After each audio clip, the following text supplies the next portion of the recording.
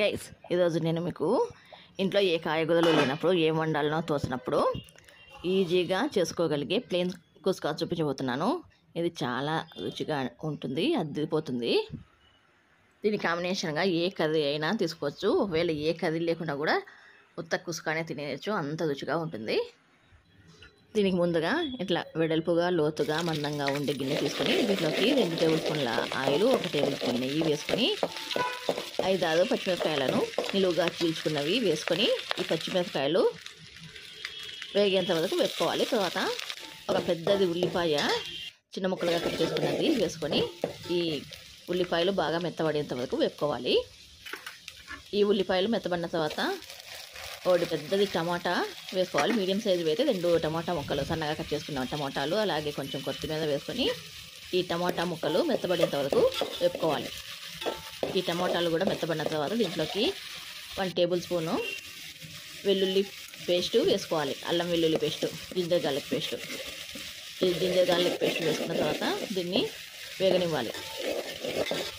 ఈ అల్లం వెల్లుల్లి పేస్ట్ వేగిన తర్వాత రుచికి తగ్గట్టుగా సాల్టు, అలాగే మీరు కారం ఎక్కువగా తింటూ ఉంటే రెడ్ చిల్లీ పౌడర్ని 2 స్పూన్లు వేసుకోండి. నేనైతే 1 స్పూను రెడ్ చిల్లీ పౌడర్ వేసుకుంటున్నాను. ఈ రెడ్ చిల్లీ పౌడర్ వేసుకున్న తర్వాత 1 నిమిషం అట్లా కలుపుకోవాలి.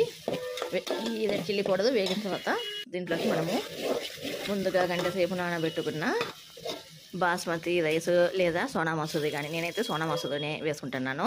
2 కప్పుల సోనా మసూరిని వేసుకొని హై ఫ్లేమ్లో కలుపుకోవాలి. ఇదంతా ఇట్లా హై ఫ్లేమ్లో కలుపుకున్న తర్వాత మనము సోనా మసూరి వేస్తున్నాం కాబట్టి 2 కప్పులకి 3.5 కప్పుల నీళ్లు పోస్తున్నాను. అదే బాస్మతి రైస్కి అయితే 1 కప్పుకు 1.5 కప్పుల నీళ్ళ ప్రకారం వేసేసుకోండి. ఈ కొలతలతో చేసుకుంటే మనకు పొడి పొడిగా రైస్ వస్తుంది.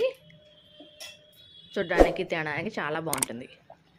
ఇలా నీళ్ళు అన్నీ వేసుకొని బాగా తెల్లగా అవుతున్నప్పుడు దీన్ని మీడియం ఫ్లేమ్లోకి అడ్జస్ట్ చేసుకొని మొత్తం అంతా బాగా ఉడికేంత వరకు, మరీ మెత్తగా ఉడకకూడదు, 90% ఉడకాలంతే. మనకు ఇలా మనకంతా ఉడికిన తర్వాత ఒక 5-10 నిమిషాలు చల్లనిచ్చి సర్వ్ చేసుకుంటే మన ఎంతో రుచికరమైన ప్లెయిన్ కుస్కా రెడీ గైస్.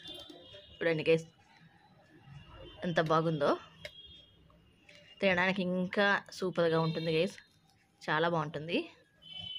దీనిలోకి కాంబినేషన్గా మీరు ఏ కర్రీ అయినా వేసుకోవచ్చు, కానీ ఇది ఇట్లనే ఉత్తది చాలా అంటే చాలా బాగుంటుంది. ఈ వీడియో కనుక మీకు నచ్చితే ఒక లైక్ వేసుకోండి గైస్.